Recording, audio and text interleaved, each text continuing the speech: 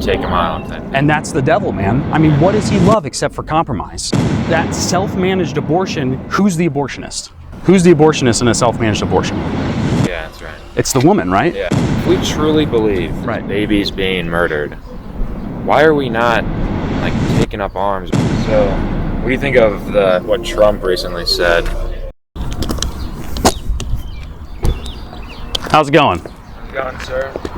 I'm out here. Good work. Well, I'm actually an abolitionist. Do you know what that is? Yeah. Okay. So are you pro-life? Yeah. I'm here for the Trent horn. Right. So I'm actually out here to talk to people about the differences between abolition and pro-life. Are you familiar with them, or? Yeah, I'm. When I think of abolition, I think of civil war. So. Okay, yeah. So it's different today. So what I'm talking about is abolition as far as abortion goes. So the abolitionists of slavery, they held to the idea that this needed to be abolished immediately and without compromise. And so we think that that's the best way to attack the abortion issue, and we think that it's God's way. How do we do that? Because I've been thinking about this. What you think?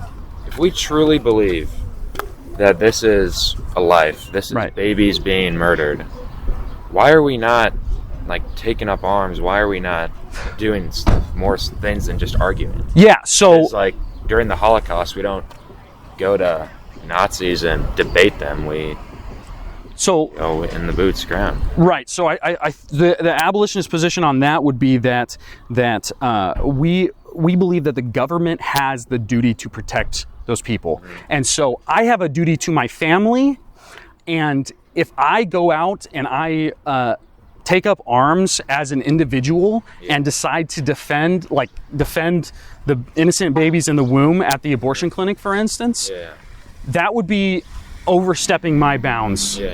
And so the government needs to change their minds, and they need to abolish abortion. But wasn't Thomas Jefferson, John Locke, they say if the government's not protecting your inalienable rights, it's not a valid government. Yeah, what do we do here? I can totally see your point, man, but I'm not saying let's go get some guns and take over Planned Parenthoods, but I just feel like the current trajectory, it's not working, because we know for a fact states, even like Ohio, which is a red state in a way, states like California, they're not gonna overturn any abortion laws. What's your name, by the way? Scott, Elijah, nice to meet you. So if I could pontificate for a minute and give you what I think the reason is.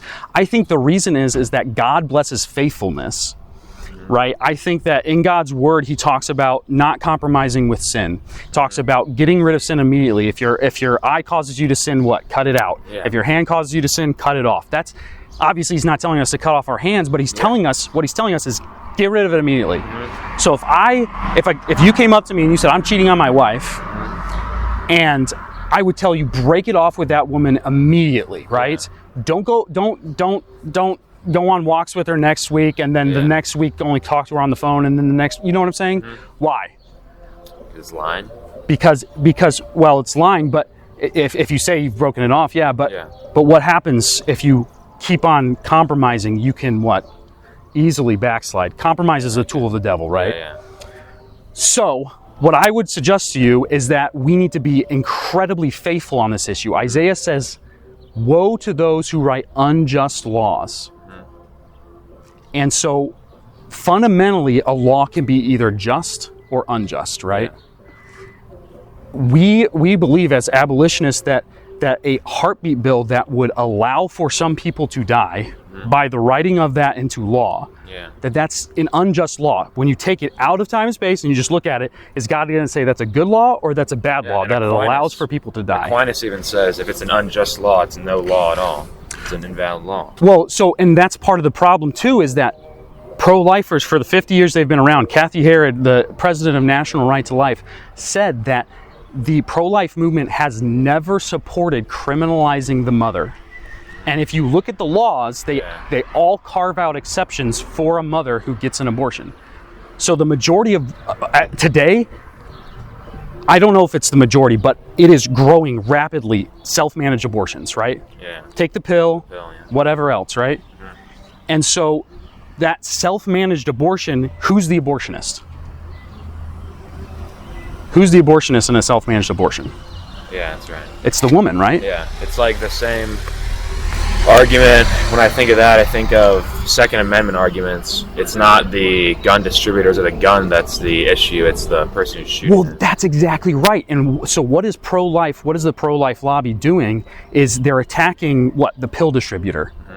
What if we find a good use for that pill later on that's not an abortifacient? Like, what if that pill is used? Who knows, right? I don't want to just ban a substance just because it's a substance. What I want to do is criminalize the act, right? Yeah. I don't want to ban alcohol. I want to criminalize the act of driving while drunk or hitting someone while drunk or whatever. You see what I'm saying? So it is exactly the Second Amendment argument, actually, and that's why I'm an abolitionist, man. Is because I saw that there's inconsistencies in the pro-life movement, and I looked into it deeper, and I said, this is really interesting. Why are all these inconsistencies there? Yeah. And so I truly believe that the way we are going to defeat abortion is by being consistent, being God-honoring, saying no compromise on abortion, and if all the pro-life movement accepted the abolitionist position right now, abortion would be illegal in Louisiana, Missouri, and multiple other states where bills of equal protection have been brought forward. But unfortunately, the pro-life movement has opposed those bills. Yeah. So, what do you think of what Trump recently said? Oh, awful. Yeah, same. So that's, man, Trump. This is a sticky one with people. People get very caught up on this. Defend him no matter what, but I think you got to stick to your ideals over a person. Well, what happened when the Whig Party did not want to end slavery anymore? Do you know what happened? That's how the Republican Party was born. Is because the Whig Party said, nope, we're not supporting this anti-slavery thing anymore. And overnight, what happened was across the nation, people said, we can't accept that, because fundamentally, what is America founded on? It's founded on the consent of the governed, right? And what's the consent of the governed? Your consent is partially your vote, right? Yeah. What else is it? With your vote, you give consent. So I can't consent to Donald Trump leading, which, let's be consistent, if you support abortion, you support mass murder. That is what it is, right? Let's be consistent. Yeah. So I am not going to vote for Donald Trump in this election specifically. Don't you have to, though? No, because I don't have only two choices. I don't have only two choices. I have a third choice. Just like I don't have only two choices to cheat on my wife with this lady or to walk on the beach and hold hands with her. Nope. What's the third? The third choice is breaking off completely with that lady, right? In that instance, that's the example. But the third choice is riding in someone who is consistent. And it may be the smallest blip, but what does God call us to do? He calls us to be faithful in the small things, right? Yeah. And so abolition as a whole has been growing immensely lately. And pro-lifers, I'm going to tell you, man, I'm just going to be completely honest. Trent Horn, if he was out here, he would not appreciate this. There's a lot about us Trent Horn wouldn't appreciate. That's true. There's more, but the thing that I want you to understand is that it's not even like we have the same goal, because in Louisiana, Bill of Equal Protection brought to the floor, and then those 70 pro-life organizations wrote that letter and they said, we do not support criminalizing the mother ever. And they signed it. 70, you can look it up. And because of that, the bill didn't pass in a state that's red as your blood, man. Don't you think we have to vote for a lesser evil between Joe Biden and Trump, don't you think? No, I don't. Because then what if all of you guys don't vote and then Biden wins? It's worse. Is it worse? So that's so let's run this thought experiment for a second. Number one, I would say that it's not worse because choosing the right decision is always the best option. Choosing the decision that honors God, and I would submit to you that that's the decision that honors God. The ends don't justify the means. That's what you're saying. The ends don't justify the means. That's the first thing, and then the second thing is if you do play that out, So let's say I don't vote for Trump, but Trump still gets elected or Biden gets elected. But I convinced some other people to consider this, to consider the opinion, no compromise on abortion. And then let's say it spreads like wildfire and all of a sudden the entire Republican Party is aware that abortion is murder and that we cannot compromise on it even a little bit. What's our next presidential candidate going to hold? What position? He's going to hold the abolitionist position, right? So that's the problem, is that if we all accept the line of thinking, which many of us had, and we've been so inculcated with it that it's hard to get out of it, but if we all accept the line of thinking that we have to compromise with evil, we have to vote for a mass murder, a person who supports mass murder. If we all accept that compromise, what are we going to get? Exactly what we asked for. Our consent is going to we are going to get the consent of the governed. Like, give an inch, they take a mile. And that's the devil, man. I mean, what does he love except for compromise? And so we understand that it's a black sheep thing, that we're going to be like, hey, we're actually going to oppose a bill that says people without heartbeats can die. We're actually going to oppose a bill that says there's exceptions for rape and incest. We understand that makes us black sheep, but we think that that's honoring to God. And, because we think about pragmatism a lot, like, well, come on, man, we got to win this election so we can get forward. But whose world do we live in? I mean, we live in God's world. Right. So the most pragmatic thing that we can do is obey Him. I mean that seems to me just a very consistent way that we live our lives. God promises things. I mean, one of my favorite Psalms, Psalm 37, if you delight in the Lord, He will give you the desires of your heart.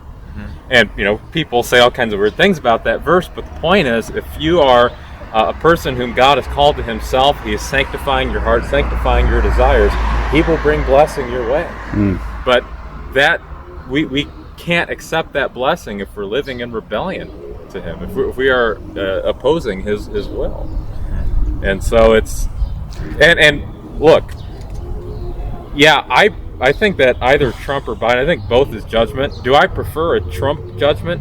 Yes. I think, the border crisis that we are facing. Yes. But the fact of the matter is, I cannot have that on my conscience to vote for a man who, after he had gotten done saying, well, I think it should be left to the states, then went after Arizona saying, well, they're going too far. And now Arizona has made it worse, right? Yeah. I think that's the fundamental thing here, is that are we going to compromise on abortion or aren't we? And abolitionists across the U.S. who've brought in bills of equal protection, they would say no compromise. And even here in Ohio, the CCV, Center for Christian Values, lobbied against an abolition bill, lobbied against a bill that said equal protection for the unborn, they're treated exactly like the born and criminalized the exact same way. It's, once you start looking into it, man, it doesn't get any better. What you'll find is pro-lifers oppose these bills. Yeah. I know this is a lot, man. I'm probably blowing your mind. Yeah. So this is End Abortion Ohio. I'm part of a group called Heritage Restored that I started. But End Abortion Ohio, that kind of explains the abolitionist position in a little more detail than what I gave you, but Okay. Well, what do you think, man? It makes sense. I just don't know how tenable it is at the moment. We'll seem to change some hearts, and then... Well, exactly. It will never be tenable unless everyone, unless everyone, or a majority of people, or one faithful leader even, repents and says, no, God's way is best. I can't support any exception. I can't support any, not even an inch. So, thanks, man. Go ahead, go listen to your speech and let me know how it goes. If you want to help end abortion in Ohio, consider giving to End Abortion Ohio to help Nick go full-time advocating for the unborn with legislators, pastors, and other leaders of the state. You can also consider becoming a Patreon of Heritage Restored in order to help us cover costs for upgraded gear, parking costs, and other items that are involved with each outreach that we do. We thank you so much for your support, and we hope you really enjoyed the video. More to come soon.